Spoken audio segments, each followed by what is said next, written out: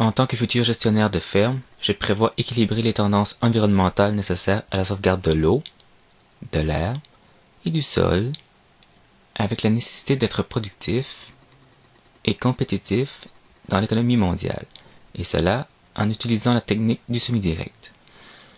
Elle préserve l'environnement en réduisant les pertes de sol et d'éléments nutritifs, ainsi que l'entraînement de produits de traitement et en améliorant la qualité de l'eau et de l'air.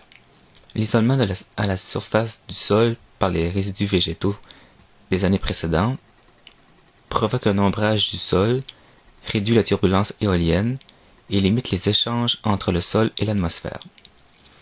La limitation des transferts thermiques et hydriques entre le sol et son milieu ambiant extérieur favorise l'accumulation de l'eau et retarde l'évaporation et le réchauffement du sol. Cette technique permet aussi une réduction significative des herbicides à moyen terme et par conséquent, elle empêche un surplus qui pourrait se retrouver dans les cours d'eau. En arrêtant les travaux du sol, le sol est transformé en un réservoir de carbone et par ce fait, le semi-direct contribue à la réduction des émissions de gaz carbonique et l'effet de serre.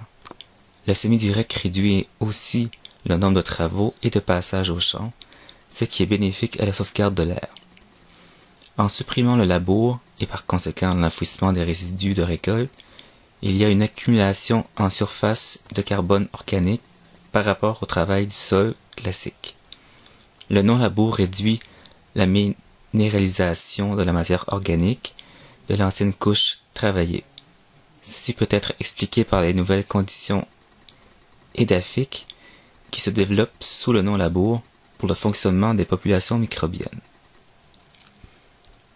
Cette augmentation en matière organique provoque une amélioration de la biomasse microbienne à la surface du sol. Les cultures en semi-direct sont plus productives et lucratives qu'en travail du sol. Cette amélioration de la productivité est directement liée à la canalisation de l'humidité et de la matière organique au profit des cultures sous ce système. En effet, un horizon arable productif se forme. Il est caractérisé par une importante biostructure, une agrégation développée, une richesse en éléments nutritifs, une activité biologique et microbienne intense et des propriétés physiques hydriques et hydrodynamiques améliorées par rapport au labour. Simultanément à l'augmentation des rendements sous semi-direct et la gestion durable du sol et des systèmes de culture, la qualité des productions est aussi améliorée. Cela augmente considérablement les performances économiques des entreprises agricoles et par le fait même l'exportation.